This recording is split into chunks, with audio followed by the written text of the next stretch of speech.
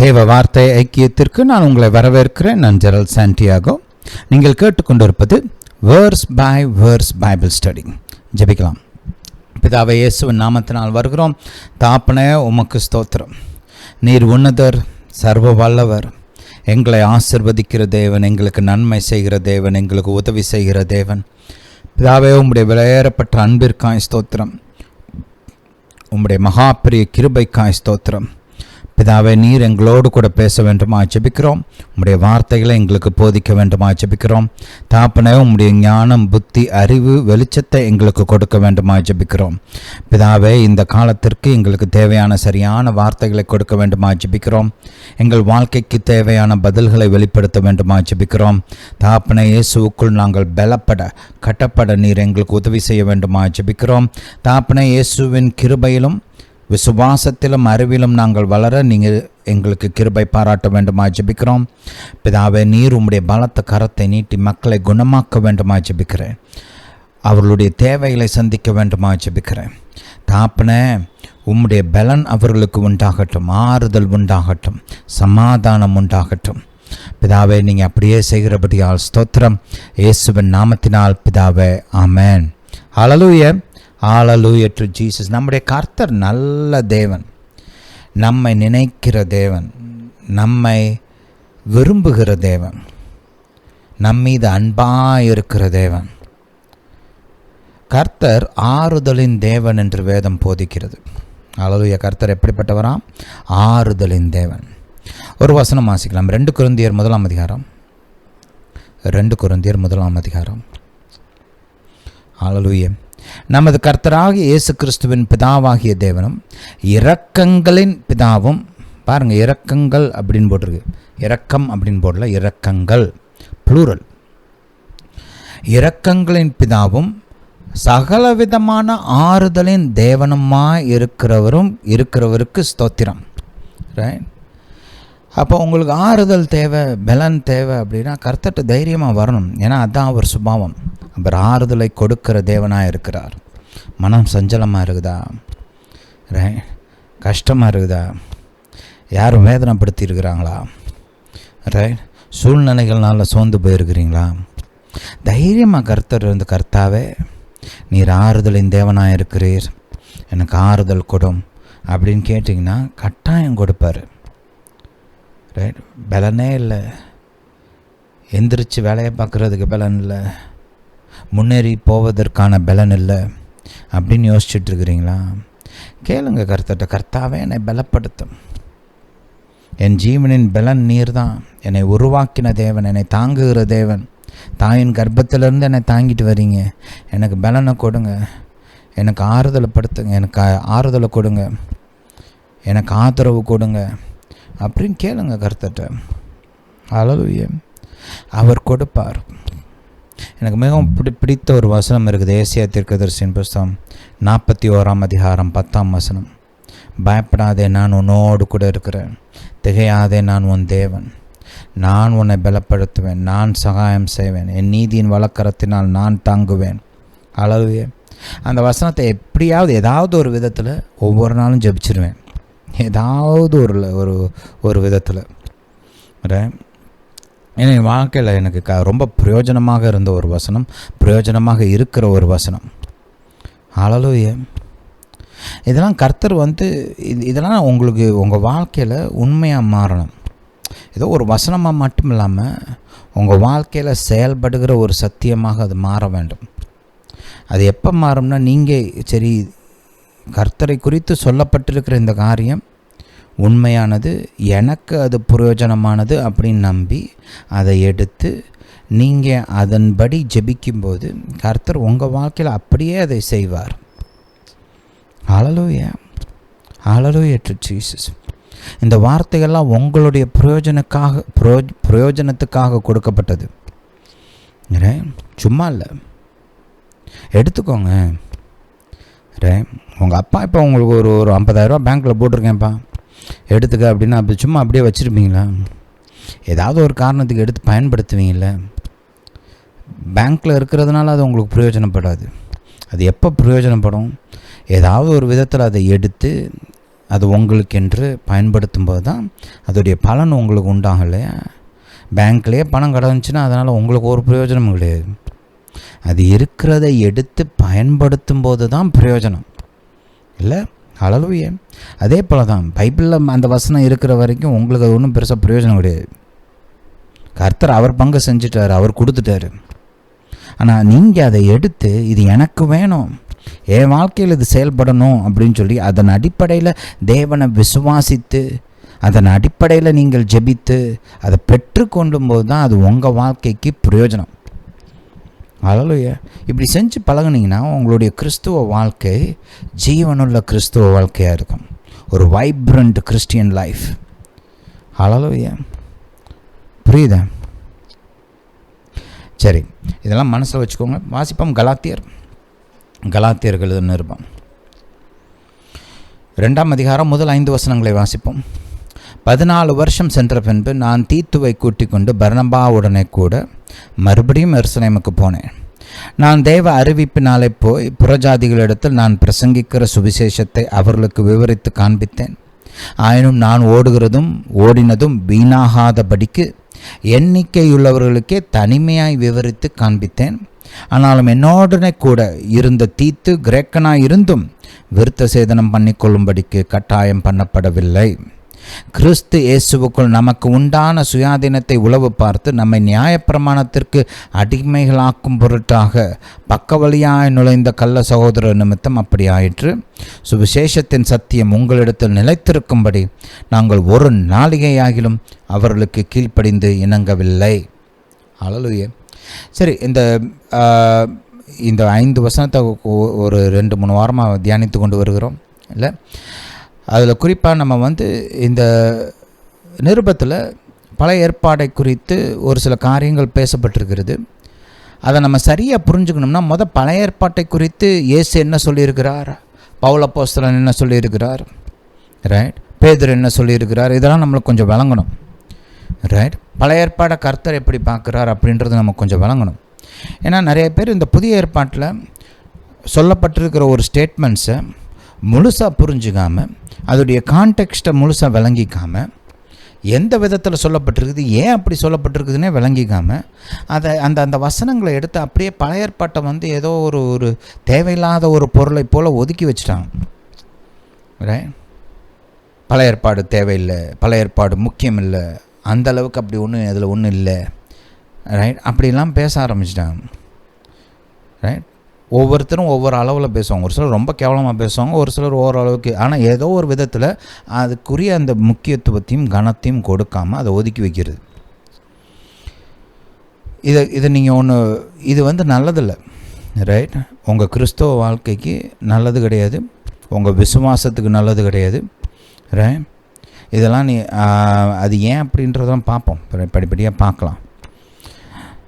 அதனால் கடந்த ஒரு சில மெசேஜஸில் அந்த பழைய ஏற்பாட்டின் முக்கியத்துவம் என்ன அப்படின்றத பார்த்தோம். கர்த்தர் அந்த பழைய ஏற்பாட்டை குறித்து என்ன சொல்லியிருக்கிறார், அப்போஸ்தலர்கள் என்ன சொல்லியிருக்கிறாங்க. ரைட், ஏன் பவுல் அப்போஸ்தலன் ஒரு சில ஸ்டேட்மெண்ட்ஸ்லாம் அவர் கொடுத்துருக்கிறாரு பைபிளில், குறிப்பாக அவருடைய நிருபங்களில் அப்படின்றத குறித்து தியானித்து கொண்டு வருகிறோம். இதை புரிஞ்சுக்கிட்டிங்கன்னா அதுக்கப்புறம் நம்ம இந்த கலாத்தியரில் நியாயப்பிரமாணத்திற்கும் நீதியின் மூலமாக விசுவாசத்தின் மூலமாக உண்டாகிற நீதிக்கும் உள்ள அந்த வித்தியாசத்தை குறித்து நாம் போதிக்க போகிற அநேக காரியங்கள் அப்போ தான் உங்களுக்கு கரெக்டாக விளங்கும். இப்போ இந்த நியாயப்பிரமாணத்தை குறித்தும் அதோடைய முக்கியத்துவத்தை குறித்தும் பவுல் அப்போஸ்தலன் சொன்ன ஒரு ஸ்டேட்மெண்ட்ஸுக்கு ஆக்சுவலாக என்ன அர்த்தன்றதை நீங்கள் விளங்கிக்காமல் மேலோட்டமாக வாசிச்சிங்கன்னா நீங்களும் அதே கன்க்ளூஷனுக்கு தான் வருவீங்க. இது தேவையில்லை போல் இருக்குது, இது கெட்டது போல் இருக்குது, ரைட், அப்படின்ற ஒரு இடத்துக்கு வந்துடுவீங்க நீங்களும். ரைட், அதனால தான் நம்ம கொஞ்சம் நேரம் எடுத்து இந்த காரியத்தை கொஞ்சம் நல்லா கான்க்ரீட்டாக நல்லா போதிச்சுட்டு அதுக்கப்புறம் நம்ம முன்னேறி போகலாம். ஹல்லேலூயா. மறுபடியும் ரோமருக்கு எழுதின நிருபம் 6ஆம் அதிகாரம் 7ஆம் அதிகாரத்துக்கு போங்க.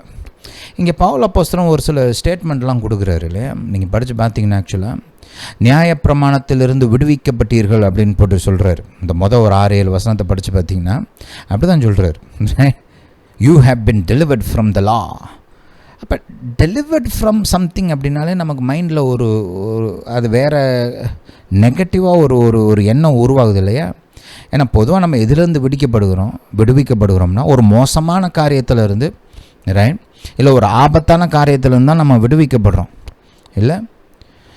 இன்னும் ஒரு ஸ்டேட்மெண்ட்லாம் பார்த்திங்கன்னா, you are dead to the law, right, நியாயப்பிரமாணத்திற்கு கிறிஸ்துவின் சரீரத்தின் மூலமாக மரித்தீர்கள் அப்படின்னு போட்டிருக்கு.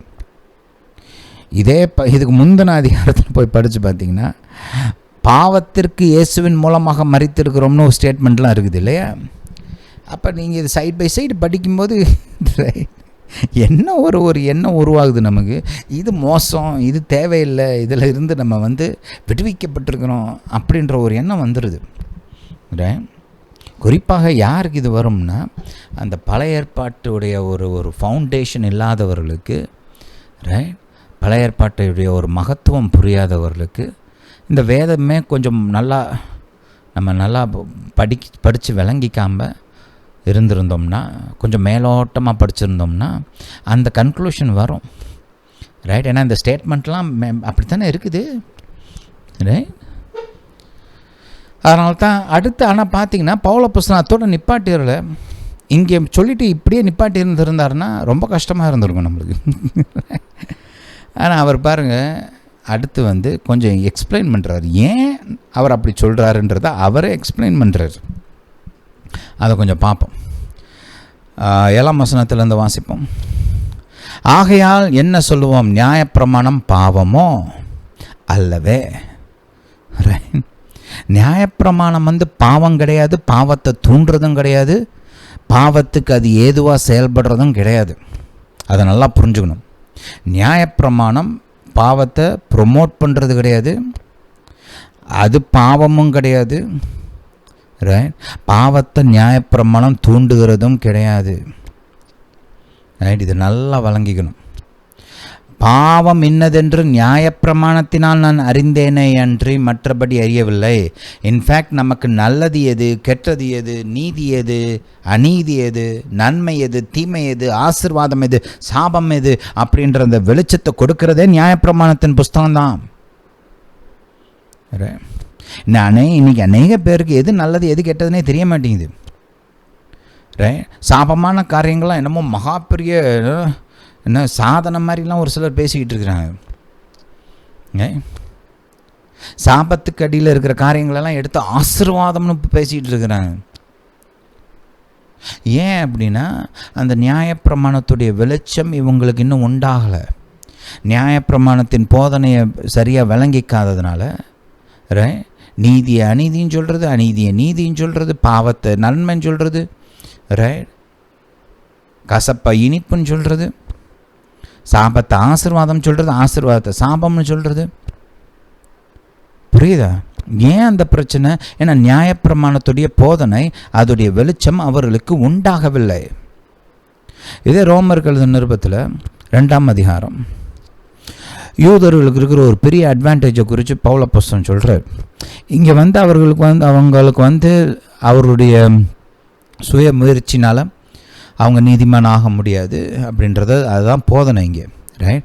அவங்களும் பாவத்துக்கு உட்பட்டவங்களாக இருக்கிறாங்க, அவங்களுக்கும் இயேசு தேவை, அவங்களுக்கும் இரட்சகர் தேவை, அவங்களும் விசுவாசத்தின் மூலமாக தான் நீதிமான் ஆக முடியும். யூதனாக இருந்தாலும் சரி, கிரேக்கனாக இருந்தாலும் சரி, பாவத்துக்கு அடியில் இருக்கிறான்றது தான் மெயின் அங்கே ஒரு ஃபோக்கஸ். ஆனால் அதுக்கு நடுவில் ஒரு சில அருமையான காரியங்கள்லாம் இருக்குது. வேதாகமம் முழுவதும் அப்படி தான். மெயினாக ஒரு தீம் இருந்தாலுமே அதுக்கு அந்த தீமை போதித்து வரும்போது பல அடிஷ்னல் காரியங்களும் அங்கே இருக்கும், ரைட். இப்போ சாப்பாடு கொடுக்குறாங்க, ரைட், மெயினாக அங்கே சோறு தான் இருக்கும், ரைட். அது மேலே கறி குழம்போ இல்லை சாம்பாரோ இல்லை, ரைட், அந்த மாதிரி ஏதாவது ஒன்று ஊற்றிருப்பாங்க, அதுதான் மெயினாக இருக்கும். நான் பக்கத்தில் இந்த சைட் டிஷ்ஷெலாம் இருக்கும் பாருங்கள், அதுவும் தேவை இல்லையா? நீங்கள் பைபிள் பூரா பார்க்கலாம். அப்படி தான் மெயினாக ஒரு தீம் இருந்தாலுமே நடுவில் நிறைய காரியங்கள் இருக்கும், நன்மையான காரியங்கள் இல்லையா? அப்போது கவனிங்க, தொடர்ந்து வாசிப்போம். இங்கே நியாயப்பிரமாணத்தினால் உண்டாகிற ஒரு சில காரியங்களை குறித்து அவரே சொல்கிறார். 17 வாசிப்போம். நீ யூதன் என்று பெயர் பெற்று நியாயப்பிரமாணத்தின் மேல் பற்றுதலாக இருந்து தேவனை குறித்து மேன்மை பாராட்டி. நியாயப்பிரமாணத்தின் மீது பற்றுதல் தப்பு கிடையாது, பற்று இருக்கணும், அன்பு இருக்கணும். You should love the word of God, தேவ வார்த்தையின் மீது உங்களுக்கு அன்பு இருக்க வேண்டும், பற்று இருக்க வேண்டும். ரைட்? தாவீது சொல்கிறார் இல்லையா, ரைட், பொண்ணை காட்டிலும் வெள்ளியை காட்டிலும் இதுதான் எனக்கு விலையேறப்பெற்றதுன்றார். யோபு சொல்கிறார், தேவ வார்த்தை ரைட் எனக்கு தேவையான சாப்பாட்டை காட்டிலும் மேன்மையானது. நம்முடைய ஆண்டவராக இயேசு சொல்லும்போது என்ன சொல்கிறாரு, மனிதன் அப்பத்தினாலும் மட்டும் பிழைக்கிறது இல்லை, தேவனுடைய வாயிலிருந்து புறப்படுகிற ஒவ்வொரு வார்த்தையினாலும் பிழைக்கிறான் இல்லையா? இப்படி பல காரியங்கள் இருக்குது பைபிளில். அப்போ ஒரு மனிதன் நியாயப்பிரமாணத்தின் மீதும் தேவ வார்த்தையின் மீதும் அன்புள்ளவனாக உள்ளவனாக இருக்க வேண்டும். சங்கீதம் 112 நம்ம பார்க்குறோம். ரைட்? என்ன சொல்லுதா, தேவன் மகா பெரிய ஆசீர்வாதங்களை வாக்கு பண்ணுறாரு. யோசுவாவை பார்க்குறோம், 1ஆம் அதிகாரம் 8ஆம் வசனம். சங்கீதத்தை பார்க்குறோம். ரைட்? அப்போ தேவ வார்த்தையின் மீது நமக்கு அன்பு இருக்க வேண்டும், பற்று இருக்க வேண்டும், அதில் நாம் மகிழ்கிறவர்களாக இருக்க வேண்டும். அதுதான் வேதத்துடைய போதனை. ரைட்? ஹல்லேலூயா. அப்போ அதெல்லாம் மைண்டில் வச்சுக்குவோம்.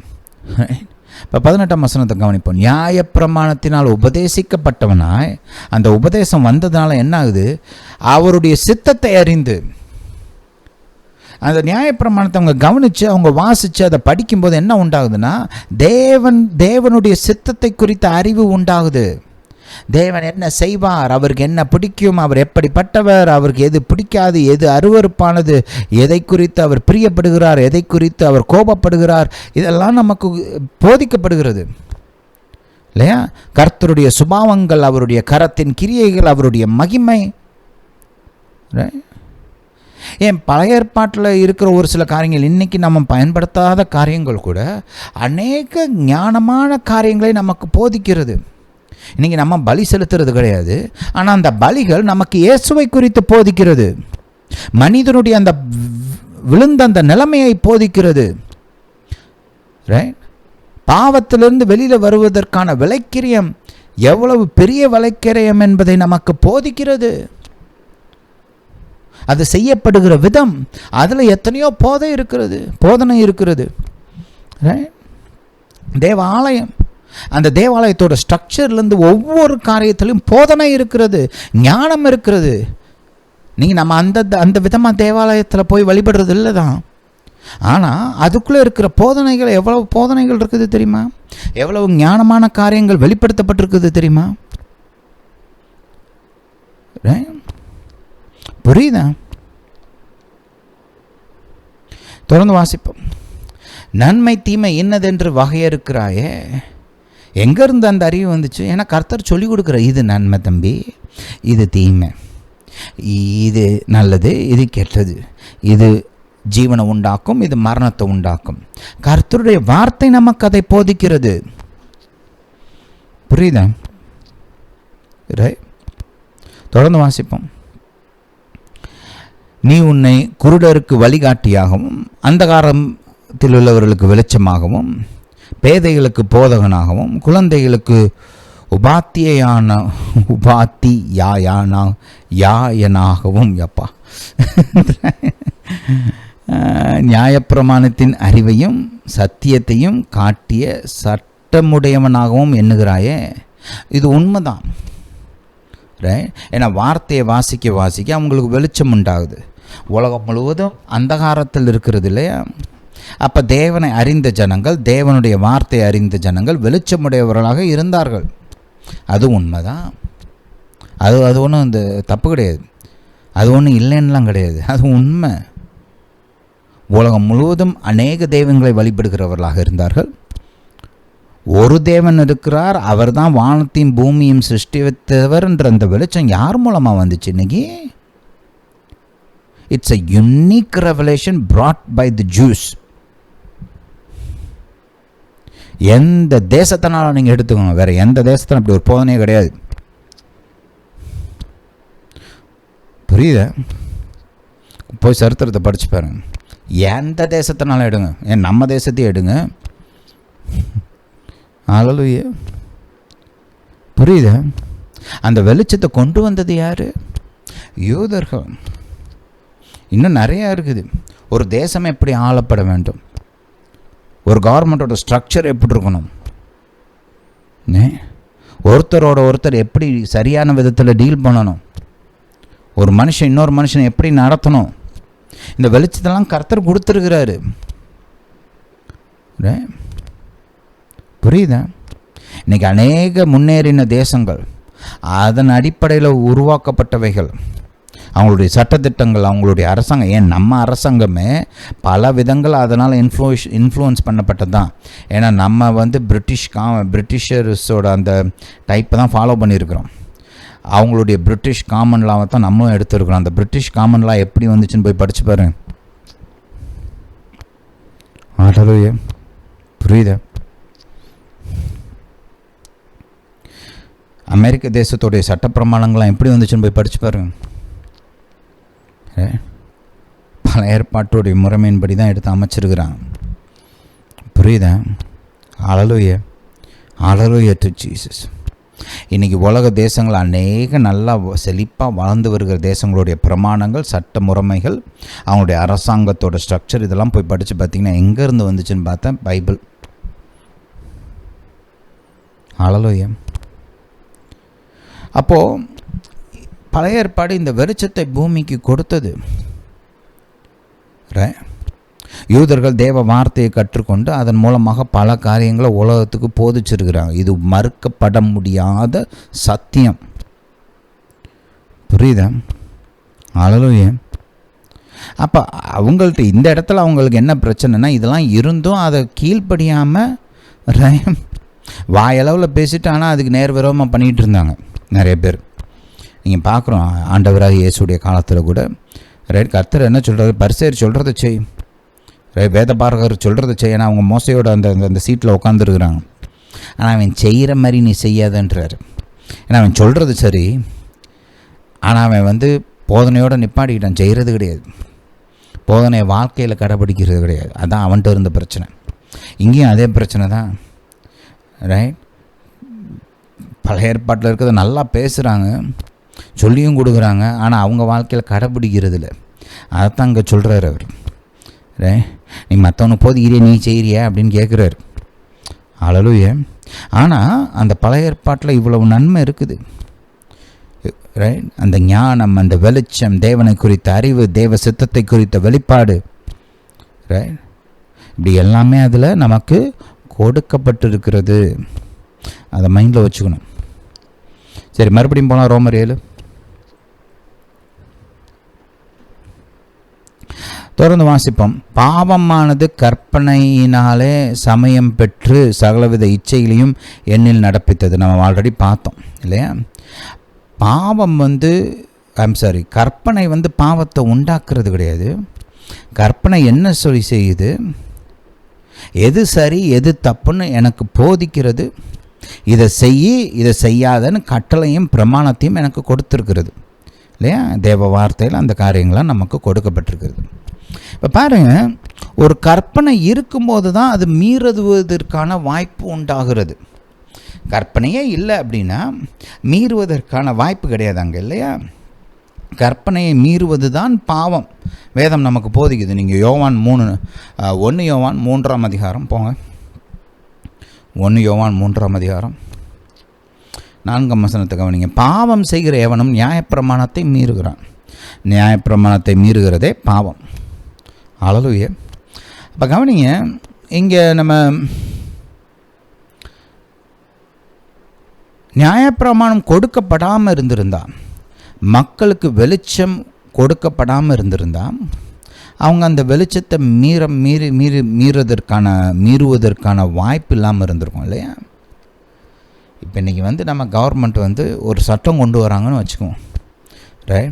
ஒரு காலத்தில் நம்மலாம் ஹெல்மெட் இல்லாமல் வண்டி ஓட்டிகிட்டு இருந்தோம் எல்லோரும் இல்லையா? நிறைய பேருக்கு ஹெல்மெட் போடுறதே பிடிக்காது. எனக்கெலாம் சுத்தமாக பிடிக்காது ஒரு காலத்தில். இன்றைக்கி நான் ஹெல்மெட் இல்லாமல் வண்டி ஓட்டவே மாட்டேன். மோஸ்ட்லி 99.99% ஹெல்மெட் போட்டு தான் வண்டி ஓட்டுவேன்.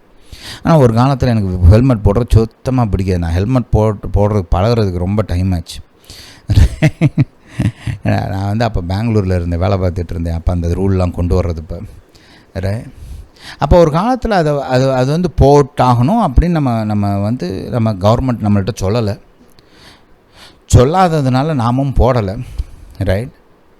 அதை மீறுவதற்கான வாய்ப்பு இல்லை. நான் ஹெல்மெட் இல்லாமல் வண்டி ஓட்டிகிட்டு இருக்கும்போது எந்த சட்டத்தையும் நான் ஒன்றும் மீறலை. ஏன்னா என் கவர்மெண்ட்டுக்கு நீ போடணும் அப்படின்னு சொல்லலை என்கிட்ட. ரைட். போடலைன்னா உனக்கு ஃபைன் போடுவேன் அப்படின்னு ஒன்றும் சொல்லலை என்கிட்ட. ரைட். போடலைன்னா வண்டியை நிப்பாட்டி உனக்கு ஃபைனை போட்டு ரைட் அப்படி செய்வேன் கவர்மெண்ட் இன்னும் என்கிட்ட சொல்லலை.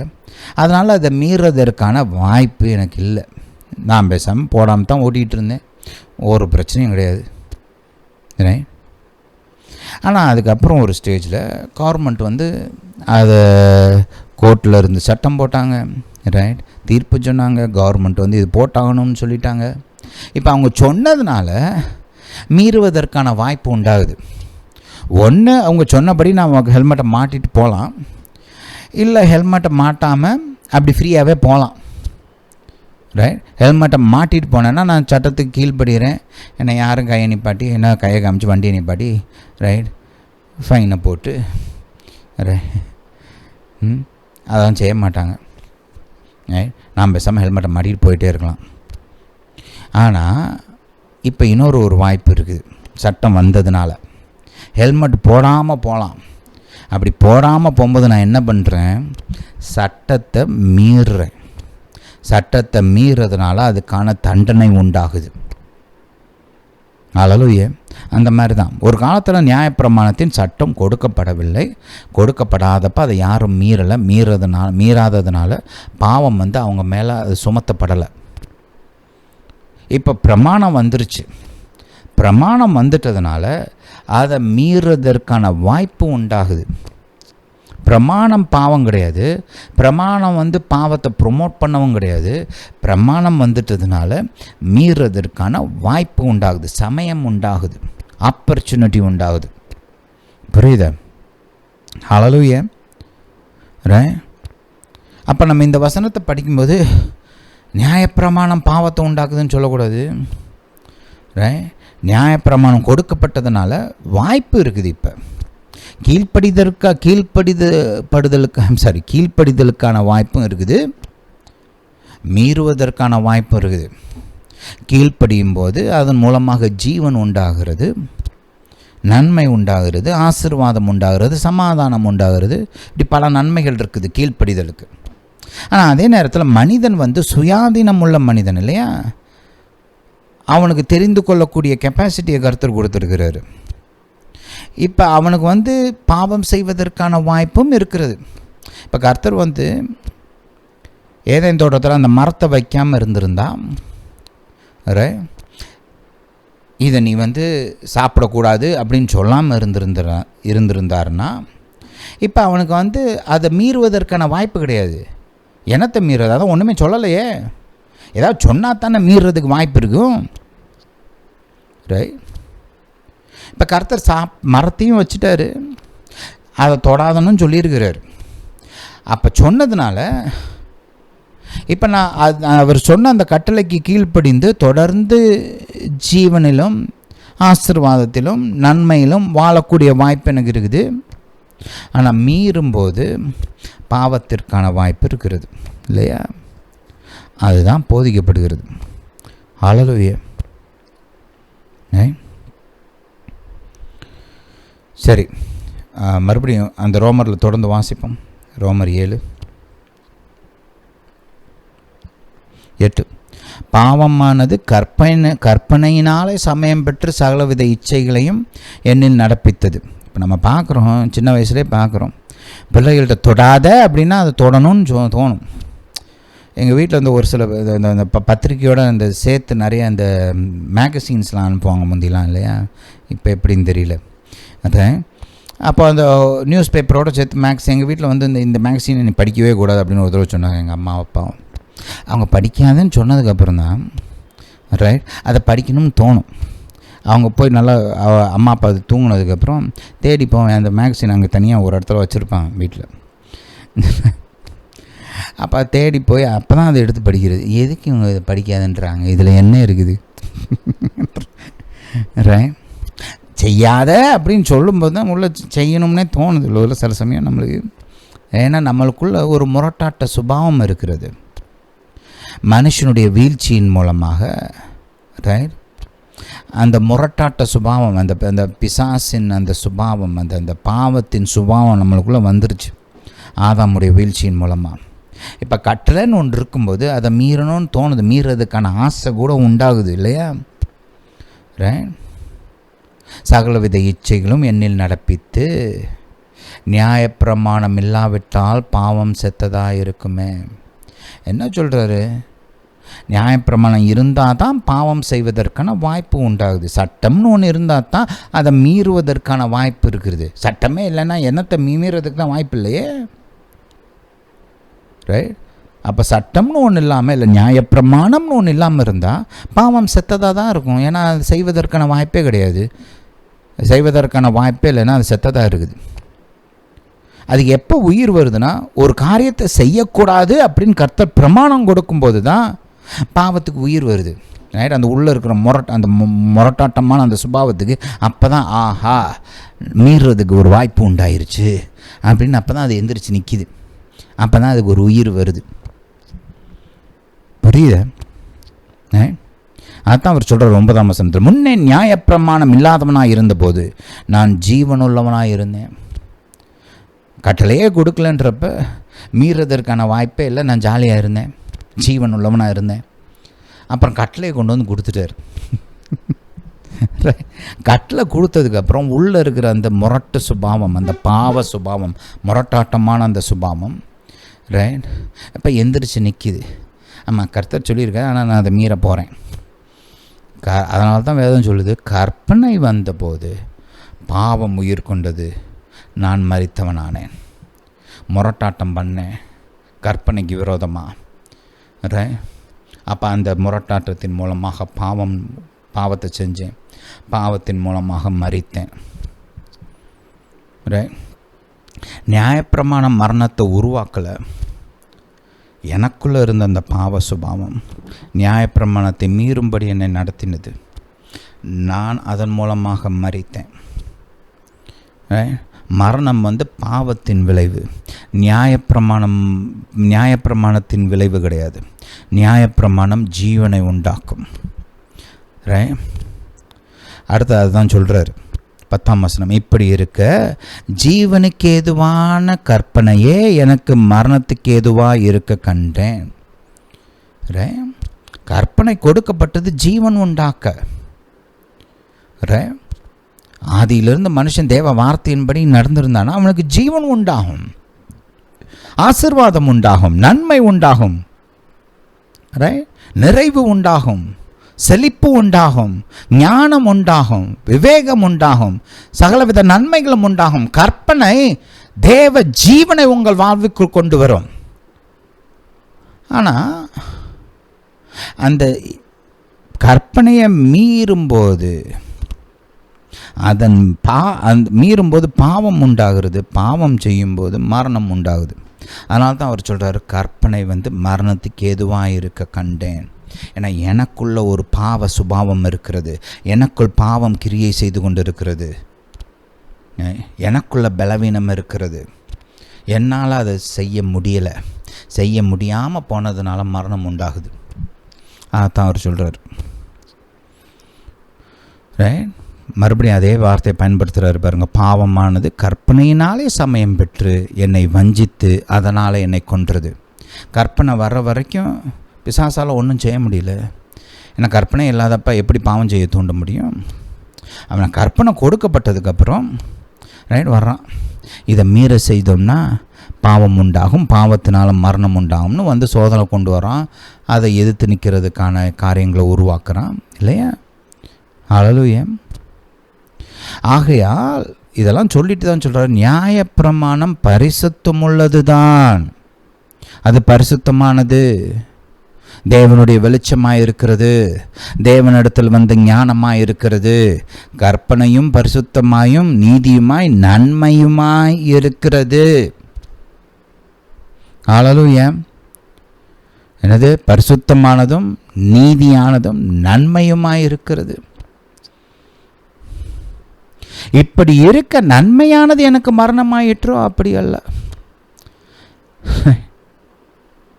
அந்த வார்த்தை எனக்கு மரணமாக மாறிச்சா? இல்லை, பாவமே எனக்கு மரணமாயிற்று, பாவம் கற்பனையினாலே மிகுந்த பாவமுள்ளதாகும்படிக்கும் அது நன்மையானதை கொண்டு எனக்கு மரணத்தை உண்டாக்கினதினாலே பாவமாகவே விளங்கும்படிக்கும் அப்படி ஆயிற்று. கர்த்தர் வெளிச்சத்திற்காக வார்த்தையை கொடுத்தார், நன்மை உண்டாக வார்த்தை கொடுத்தார், ஜீவன் உண்டாக வார்த்தை கொடுத்தார். ஆனால் எனக்குள்ள பாவ சுபாவம் இருக்கிறது. நான் பாவத்துக்கு இடம் கொடுத்துருக்கிறேன். நான் அந்த கற்பனையை மீறும்போது அது எனக்கு மரணத்தை உண்டாக்குகிறது. புரியுதா? ஹல்லேலூயா. நல்லா மைண்டில் பதிச்சு வச்சுக்கோங்க. தேவ வார்த்தை ஜீவனை கொடுக்கிறது, நன்மையானது, பரிசுத்தம் உள்ளது, நீதியானது, ஞானத்தை கொடுக்கிறது. எனக்குள்ளே இருக்கிற பலவீனங்கள், எனக்குள்ளே இருக்கிற ஒரு பாவ சுபாவம், அதன் மூலமாக என்னுடைய முரட்டாட்டம், என்னுடைய கீழ்ப்படியாமை, அதன் மூலமாய் உண்டாகிற பாவம், அதுதான் மரணத்தை விளைவிக்கிறது. புரியுதா? இதை நல்லா மைண்டில் வச்சுக்கோங்க. வச்சுக்கிட்டிங்கன்னா அதுக்கு அடுத்து சொல்லப்பட்ட காரியங்களும் உங்களுக்கு நல்லா விளங்கும். கலாத்தியரில் போதிக்கப்படுகிற காரியங்களும் நல்லா விளங்கும். அந்த கலாத்தியர் உங்களுக்கு நல்லா விளங்கணும்னா இந்த காரியங்களை நான் உங்களுக்கு கொஞ்சம் போதிக்கணும், அதோட அவசியம் இருக்குது. அதனால தான் இதை கொஞ்சம் வெர்ஸ் பை வெர்ஸாக பார்த்துக்கிட்டு இருக்கிறோம். ஹல்லேலூயா, ஹல்லேலூயா டு ஜீசஸ். சரி, அடுத்த வாரம் தொடர்ந்து இந்த காரியங்களை குறித்து தியானிப்போம். இந்த போதனை கேட்டபடியால் நன்றி. கர்த்தர் உங்களை ஆசீர்வதிப்பாராக. நம்முடைய இயேசு ராஜா சீக்கிரம் வருகிறார்.